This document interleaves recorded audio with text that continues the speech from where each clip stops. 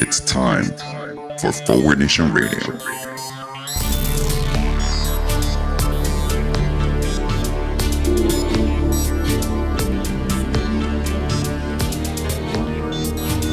Now here he is, the host of Forward Nation Radio, David Leventhal. Good afternoon and welcome to Forward Nation Radio with me, David Leventhal. As always, thank you for joining us. On today's show, we will be talking about all the uplifting news from the week, or some of the uplifting news from the week, and we will be finishing our discussion of taxes and what we should be doing with our tax system. In other words, what we're absolutely not going to be doing with our tax system. Starting off with the news. Hurricanes, starting off with hurricane news. Turns out the hurricanes have come to New York. Hurricane Trump was at the UN today. I don't mean to make light of the hurricane situation. The Caribbean is still suffering through the latest hurricane, and people in Houston are still trying to wash off the feces and the diseases that are being caused by all the feces they were exposed to. Government regulation, anybody? Never mind, more on that later. But President Trump was at the UN, and it was remarkable to see all the hand-wringing and nail-biting from across the world prior to Hurricane Trump hitting the United Nations. It put me in mind of taking my 4-year-old son into a liquor store, something I must admit my wife and I have been doing quite a bit of since November 9th of 2016, as well as visiting our new weekend retreat in Colorado. Okay. Full disclosure, we're not going to liquor store often, and we don't have a weekend retreat in Colorado. Nevertheless, I understand the idea of the United Nations being concerned about Trump. In fact, the better example would not be my 4-year-old child in a liquor store. It would be my 4-year-old child speaking to the United Nations, because we had a 4-year-old child speaking to the United Nations. The good news is the world right now seems to be breathing a collective sigh of relief. Sounds like, returns just being in, he was a bit of an idiot, he was a bit gauche, but that's presidential for President Trump. So we may have dodged a bullet there, so to speak, that President Trump did not actually create World War III while he was speaking at the United Nations. This is what we're up to this point, where we are absolutely afraid to let our president out at night. Speaking of a president you can't let out at night, DACA. We've obviously been focusing the last few weeks on deferred action for childhood arrivals, the Dreamers, and Trump's announced ending of the DACA program in a few months. Well, the latest as we go to press, so to speak, is that Trump right now seems to be siding with the Democrats and saying he will make sure that something happens that allows Dreamers to stay in this country legally, work legally, pay their taxes legally, go to school legally. Don't breathe a sigh of relief. Sighs of relief tend to be premature in Trump's America. We thought maybe he would use this as leverage for his wall. Right now, he seems to be saying that he is letting that go. But this is President Trump. Ooh, look, it's so shiny. One of the interesting things about DACA is when his aides came out, senior aides came out and reported that they were worried about the fact that his DACA policy was something he was absolutely clueless about. He shot it off in a tweet because he was thinking about or standing in front of people who would like that. And President, ooh, it's so shiny, likes to ingratiate himself to whoever he happens to be in front of. When he's hanging out with Nancy and Chuck, we might get him tweeting or saying that he will be promoting a reasonable policy. But what's next week going to bring? Forget next week. What's tomorrow going to bring? And the day after? Do not let up the pressure. We will see in a few minutes what letting up the pressure may have done for healthcare reform, so to speak. As we look at Trump's DACA policy, his objection to DACA, at least at the moment, falling away, we think about all of the objections that Trump has had, that he's spoken so forcefully about, about the Obama administration. His policy, his agreement with Iran, the nuclear agreement that Trump blasted so much, turns out maybe not such a terrible thing after all. DACA, maybe not such a terrible thing after all. Obamacare, well, they won't admit to it not being such a terrible thing after all. It turns out that there's a whole lot worse out there at the very least, and they certainly don't seem to be able to improve upon it. How about the Afghanistan war that the current president of the United States was bashing Obama for? Get the hell out of Afghanistan. Well, it turns out we've got Obama's policy and more of the same. Does this mean the survival of some of the Obama legacy? I wish, but certainly it points out the vacuousness of the right and how clearly it is that they have spent 8 years just saying everything they could think of bad about Obama and opposing everything without any thought as to policy and whether it was good or bad. Just criticize it, break it apart, and worry about picking up the pieces later. Speaking of new arrivals to this country, the refugees report. Did you read this? That apparently Trump administration officials have rejected a Health and Human Services study that was commissioned months ago because they're busy giving the White House cover for its policy, a rationale for reducing the numbers of refugees. It turns out the HHS study indicated that refugees actually meant a net gain for the United States government, that they brought in about $63 billion more in government revenue over the past decade than they had cost. Well, this fact, this study, this science, this research didn't fit with the White House agenda. So what do you do when facts interfere with what you want to believe? You disregard the facts, of course. It was Sherlock Holmes who famously said, as penned by Arthur Conan Doyle, when the facts no longer fit your theory, you change your theory. You don't change the facts. But not this administration. It's not about good policy. It's about political success, pandering to their base. And unfortunately, pandering to their base, creating fear, promoting bigotry, is something that always plays well in Peoria, so to speak, and something they seem to always quickly go back to. Maybe we should be happy that there's some improvement. They're not scaring the crap out of us by saying those refugees are going to come kill us, which is what they were saying before. No, they're just going to cost us money and take our jobs. So maybe that's improvement. It's not true either, but maybe that's better than playing on fear. The lot of minorities in America, the non-white people, you know, the people who have every government break and have it so much easier in America than poor white people have, especially white men. That's sarcasm in case you missed that. Meet me in St. Louis, where St. Louis is currently going through the aftermath of rallies leading to riots for another acquittal of a white police officer who killed an unarmed black man. That brings the number from the last few years higher into the 40s of unarmed black men killed by police officers. There have been almost no criminal prosecutions, and one police officer has gone to jail. And yet, whites continue to whine about how tough they have it in America. Go back to our affirmative action show for more on that one. Okay, we're going to be talking more about taxes later in the show. But the news from the week is Donald Trump urging the quick passage of his tax plan with only one problem. There is no tax plan. He is urging the swift passage of a tax plan that does not exist. Once again, facts and reality shouldn't get in the way of a really good tagline.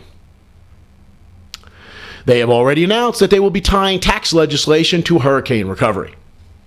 Tying tax legislation to hurricane recovery. So we have the blatant theft of resources in this country, and now we're going to go with extortion? Give me what you want, or you will suffer our wrath? Gee, what a nice store you got here. It'd be a shame if something happened to it, eh? Yeah, see? This is reminiscent of Bernie Sanders saying publicly years ago that if you understand how politics is done in Washington, in order to get any bill passed, you need the approval of corporate America. You want to spend money on hurricane recovery? That means spending money. That means tax money. That means corporations may be asked to pay taxes. That means what's in it for us? You want to save lives? Bribe us. Give us something. Like lower taxes. We've talked at length on this show about the ridiculous know-nothing argument that politicians are all the same, which is big from people who supported Trump at this point. Well, they're all the same. They're not all the same, and here's another great example how they are not. Democratic leaders have drawn a red line in the sand on taxes. Said, no cuts for the rich. We will fight any bill you have that includes tax cuts for the rich. Now they apparently left themselves an out for corporations and businesses, which filters back to the rich. But it's a dramatic distinction between Democrats and Republicans right now in our government. So, speaking of bad ideas that won't die and don't ever rest on your laurels, healthcare is back. The effort to kill Obamacare, which we keep thinking went away, keeps coming back like the worst kind of zombie. What's going on here? The Republicans just need to win something. They need to get a victory. The fact that that victory will be a Pyrrhic one that will harm millions and millions of Americans and cost us more money, that is irrelevant. Policy doesn't matter. Result doesn't matter. It's all about the image and the fiction that could be maintained. So how did healthcare get back in, and why are we looking at this again? Republicans have figured out a way, perhaps, where they could deflect blame for all the damage that's going to be done. This is now Republican policy motivations. Not how can I help America, but how can I manage to screw America and get a victory and not get blamed for it? So here they're going to put off a lot of the pain until later and push it down to the state level so they could blame governors for it. Which is why Republican governors will come out en masse and oppose this one, because they understand that they're the sacrificial lambs in many respects on this. Because here's the first theory of American politics, the first truth of American politics. If you whack someone on the head with a baseball bat, they don't like you. But if you manage to give the baseball bat to somebody else who whacks somebody on the head with the baseball bat at your orders, the average American is too stupid to understand the connection between A and C. So they will deprive millions of Americans of health care, and they will increase spending, but they will be able to claim that it's somebody else's problem. So once again, we seem to be counting on John McCain to show a little bit of backbone and oppose this awful bill. He already seems to be wavering. Why? Because the governor of Arizona has come out supporting the bill, despite the fact that it is expected to about double the number of people without health care in Arizona. Why would the governor of Arizona be willing to sacrifice his own constituents? I leave that to you to decide, especially when perhaps he runs with the Republican Party backing for John McCain's Senate seat next time. The promises that must have been made to him to get him to put the pressure on McCain to change his vote. How much is this guy being offered to sell out his constituents in the United States of America? No difference between the parties? Give me a break. Okay, Russia, because we can't ever really forget Russia. Turns out, Paul Manafort, the former Trump campaign chairperson, has been a target of an FBI investigation since before the election. In fact, has been subject to an FBI wiretap, leading people to wonder a couple things, like, can he be forced to turn state's evidence? It's already being speculated that some of the reason for the pardon of Joe Arpaio is to send a message for people involved in the Russian investigation that, don't worry, do whatever you need to do to protect me, and I will simply pardon you after the fact. The other question that arises, of course, is what kind of jackasses hired this guy as campaign manager when his collusion with Russia was already being investigated by the FBI? And is it possible the Trump team didn't know any of this?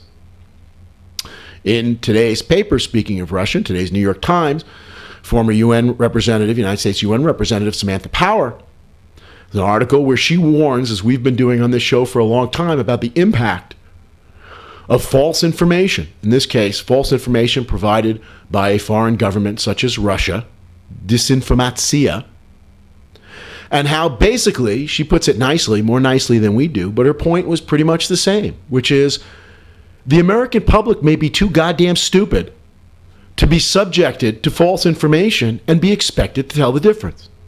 About 84% of Americans, she say, believe that they can tell the difference between real and fake news. But that's ridiculous. They think they can, but they can't, which is the worst combination possible. It's not just disinformation presented by foreign governments, of course. It's disinformation provided by Fox News, Sinclair, One America, Breitbart, all the usual propaganda outlets on the right. People are falling for it, but they're so sure they're smart enough not to. Equifax, also in the news. Equifax losing the personal information to a hacker of perhaps 143 million people. And government can't get anything right? And we're so used in this country to saying that government is inefficient and can't get anything right? Boy, the problems with the Obamacare website for the first couple of days it went up seem to pale in comparison to this. Why don't we ever talk about corporations not being able to get anything right? Oh, right, because they're the ones telling us that government can't get anything right, so we don't regulate them. Not only did they lose this information, but they managed to screw up the whole thing where their website froze and their phones didn't work for people who were calling in to have their credit frozen, as did yours truly. They can't even get that right. Turns out, it's now being reported, several executives of Equifax knew about the hack before anybody else knew about the hack, and guess what they apparently did? They sold their stock. There was a recent court ruling in the Second Circuit Court of Appeals that actually, perhaps, made insider trading something that can occasionally be prosecuted. Whereas before it was so narrowed in its definition that it basically was unprosecutable. But now, maybe it can be prosecuted. Let's see what happens there. And lastly on the news, Steve Mnuchin, Treasury Secretary, and his wife, Marie Antoinette. What a statement of the Trump administration. Poor Steve Mnuchin. Worth only upwards of $300 million, which in the Trump administration makes him, I think, eligible for government welfare payments, maybe food stamps. In the Trump administration, $300 million gets you laughed at. So you could see why he felt that when he and his new wife were going on a honeymoon to Europe, they should be flown there on a government plane. When this trip, this proposal was uncovered, his response for needing to take a government plane that cost $25,000 an hour to operate and charge the American taxpayer for his honeymoon was, I'm so important to this country, I am fifth in line of presidential succession. I need to be available at all times. Okay. Just think about that for a moment. I'm not going to spend any more time on that since I want to make sure I get through taxes today. The last time he did this, when he took government transportation to Kentucky to see the eclipse, then he said in that time he had to go, as Treasury Secretary, he had to go and visit Fort Knox. He had to check on our gold, make sure it was still there. Turns out there was a major threat to the U.S. gold supply at Fort Knox. It turns out he had just seen a documentary and read news reports that a wanted known criminal named Goldfinger had a plan to poison the gold at Fort Knox. So he had to go check it out on the government's dime when he wasn't looking at the solar eclipse. Also, our Treasury Secretary failed to declare $95 million in assets, including several homes that he had around the country and the world. The kind of thing that obviously would slip your mind. $95 million in assets. Who can keep track of these things? How could he possibly remember? This is draining the swamp. By the way, Steve Mnuchin has a very important job right now. He's crafting tax policy. This is the guy you want in charge of tax policy? Whatever he crafts, he will come out and say, I'm doing this for you people. Just like he wanted to fly the government plane to Europe for you people, so he could be there for you. How stupid are we? And what a sense of entitlement among the wealthy. Well, speaking of sense of entitlement among the wealthy, we talked a couple of weeks ago, and then, of course, we had urgent business to get to, but we talked a couple of weeks ago about our tax system, and we gave a rationale, several reasons justifying a progressive tax system. In other words, taxing at higher rates, higher levels of income. Billionaires paying a higher percentage than thousandaires. We talked about, with the extent of income inequality, if you want to fund government services, given how little money the average American now has, you're going to need to go where all the money is. That's with wealthy people. I'm reminded of this every day in my day job at Queens College. When I have to scrounge around for chalk or bring my own chalk because one of the flagship colleges at the City University of New York can't afford chalk. The email we got from our department heads saying, share supplies between departments. Why do you each need a stapler, for instance? Can't you just have one stapler for your building and share it? Maybe you can reuse old staples. This is where we are as a public college. They said, don't put ink in your printers. But we need to give tax cuts for billionaires because that's the problem with America. We talked about taxing luxury money more than necessity money. And at higher levels of income, more of your money is luxury, not necessity. We talked about an unlevel playing field regarding making money, that the wealthy have so many more opportunities to make money than the poor do. Like, for instance, if you are an executive at Equifax, you get to engage in insider trading. But there's a lot more than that. The lack of a link between money and social utility, where we could direct resources to better places. The wealthy have ways to avoid taxes that others do not. The wealthy have ways to avoid spending, to get other people to pay for their stuff, like flying on government jets or government tax write-offs for your entertainment expenses. Wealthy get more from government. The police are their friend. Mitigate the role of luck in our lives and the deal we make when providing opportunity. How progressive should we make our tax system? Well, I'm going to betray my socialist roots right now, or indicate my socialist roots right now, and say that I believe our top tax rate should be 100%. Crazy? Confiscatory? Yeah, I'll agree to a really high number for that.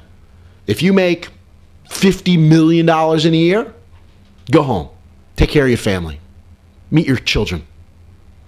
Do something else. You've earned enough money. Let somebody else have a shot.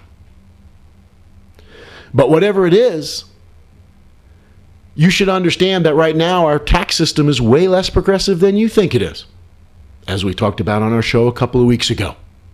And in fact, for the most part, the ultra wealthy are paying a much lower tax rate than everybody else. So how do we get to a more progressive tax system? A couple of quick suggestions. We will post these on our website.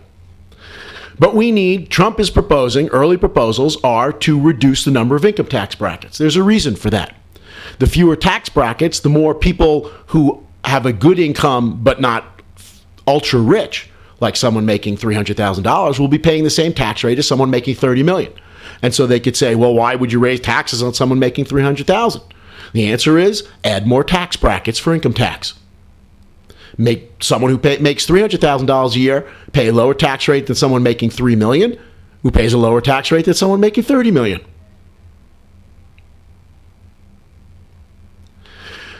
Tax passive income at least as high as work income.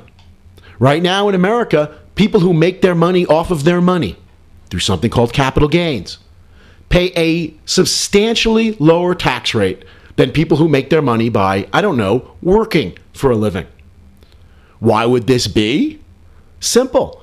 Who makes their money off their money and who makes their money off of working for a living? As we talked about, the Republicans running this country, hold your ears, Trump supporters, don't give a shit about the common man and woman, the working man and woman. They represent the owners, the ultra-rich, the capitalists. So if you lower the tax rate on the kind of income that the rich make, the rich pay less in taxes. Warren Buffett, one of the wealthiest men in the world, has pointed out the ridiculousness of this. Years ago, Ronald Reagan pointed out the ridiculousness of this. Warren Buffett has pointed out that he pays a much lower tax rate than his secretary does. Why is this? To a large extent, people who make their money through finance, through playing with money, or through separating grandma from her life savings, get to pay their taxes based on the capital gains rate, not as if it's ordinary income. This is a loophole that every sane person in America knows needs to be closed. Or, as Trump advisor Stephen Schwarzman says, this is the kind of thing Nazis would want to do. And not the good kind either. So the estate tax, otherwise known, if you watch Fox News, as a death tax. Why does Fox News try to change the name of this long-time tax called the estate tax? Simple. Estate tax is far more descriptive. Right now, the estate tax doesn't kick in on estates less than something 11 point something million dollars for a married couple, which means if I inherit, if only, $11 million from mom and dad, I pay zero estate tax. It's only above that the estate tax kicks in at all, meaning it affects less than 1% of American estates. So you want to give a tax cuts to rich people? Get rid of the estate tax. For the rest of us, let's raise the estate tax. Eliminate the Social Security cap. Right now, the Social Security tax is a regressive tax. That's because it's a flat tax for levels of income up until about $120,000. After that, you stop paying the tax. So it's a little more than 6% for employee and employer. For any amount of income up until about $120,000, you pay 6% in Social Security tax. After that, you pay nothing. So if you make $240,000, you pay about 3.1% in Social Security tax. If you make about $1.2 million, you pay 0.62% in estate tax, in Social Security tax, rather. You want to help provide money for Social Security and public spending? Eliminate the cap on Social Security. Take the regressivity out. Fix our Social Security system for my children's lifetime. Institute a financial transaction tax. We've talked before in this class that our government finances, our Wall Street, our banking system, financial system, is basically a roulette wheel. It's a gambling establishment. Day traders, people who are making big bets and moving in and out, do not do anything good for the system. They increase instability, and they hurt the system. One way to limit that is to impose a small financial transactions tax. When you buy and sell stocks, you pay a tax. This could raise billions of dollars and lead to more responsible investment behavior. End abusive shelters and offshore tax havens. $2.6 trillion in global profits are held abroad by U.S. companies outside the United States. As the Panama Papers from one small bank in Panama revealed, the number of trillions of dollars that rich people hide abroad. Take their yachts to go visit Bermuda, for instance, to visit their money. How do you stop this? You need an international minimum business tax. A national alternative minimum tax for business. No matter where your business operates, no matter where your profits are, you will pay a certain minimum in taxes. You cannot avoid it. You cannot escape your tax obligation.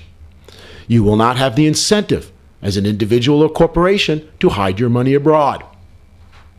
In the 1950s, the corporate sector accounted for an average of about 28% of all federal revenues. In 2010, it was down to 9%. Went up a little bit in 2015 because of Obama, but it's still a fraction of what it once was. This is why we can't fund our public colleges or anything else. The corporate taxes as a share of states' revenues went from 9.7% in 1980 to about 5% a few years ago, cut in half. With corporations not paying taxes, the burden falls on the rest of us, and we lose our services.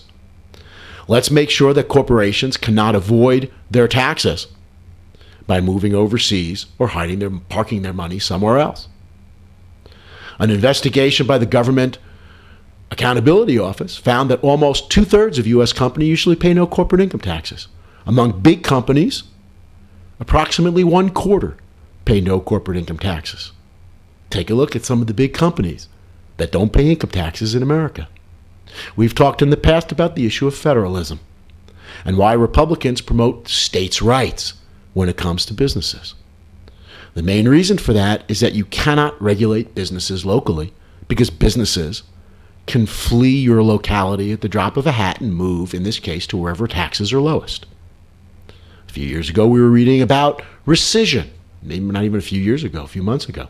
Rescission and how U.S. corporations, this became a popular term, companies like Apple were locating a mailbox in Ireland and as a result avoiding U.S. taxes. The only way you can stop this race to the bottom where country is pitted against country to lure corporations, state against state, municipality against municipality, is for more global rules, at least federal rules in America. This is why we have federalism. In a few weeks, when the Republicans announce their tax plan, you will hear, mark it down because it's going to happen, you will hear the latest repatriation scam. What they will say is, corporations have trillions of dollars abroad that is not helping the American economy. They don't bring it back to America because of the huge taxes they would face, ignoring the fact that the money is abroad just so they can avoid taxes, which you and I probably don't get to do, I'm guessing, if you are a faithful viewer. Well, they're going to say, that doesn't make any sense. Let's give corporate amnesty on their tax cheating and tax hiding, and let's let them bring that money back to America, where they will use it to create loads and loads and loads of jobs. This is a scam that they pull every few years, the last time in the Bush administration. And why is it a scam?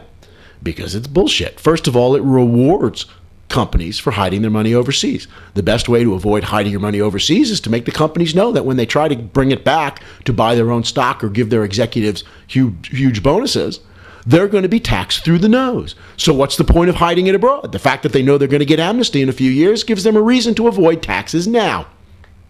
The other problem with this scam is that they never invest in America. If they could make more money by investing in America, they'd already be doing it. They're going to invest wherever they're investing anyway. They're going to take that money and they're going to give themselves huge bonuses. And they're going to buy back their own stock, which raises the stock price and gives themselves huge bonuses. So we are going to rob from the poor to give to the rich. The reverse Robin Hood that our tax system has become.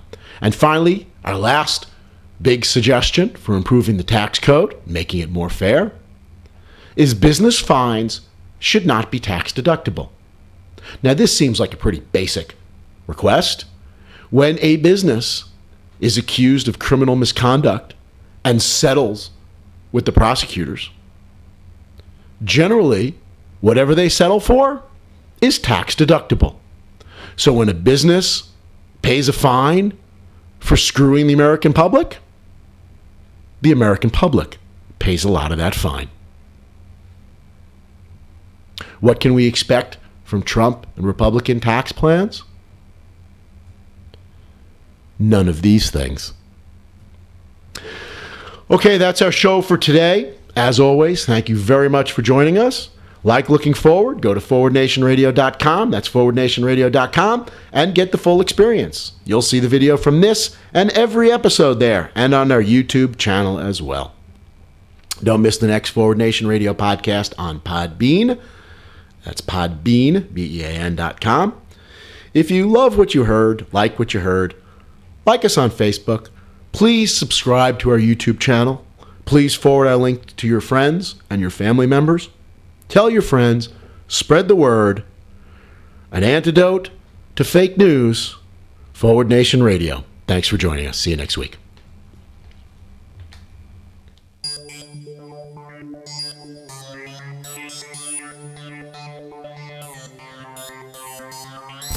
You've been listening to Forward Nation Radio with David Leventhal.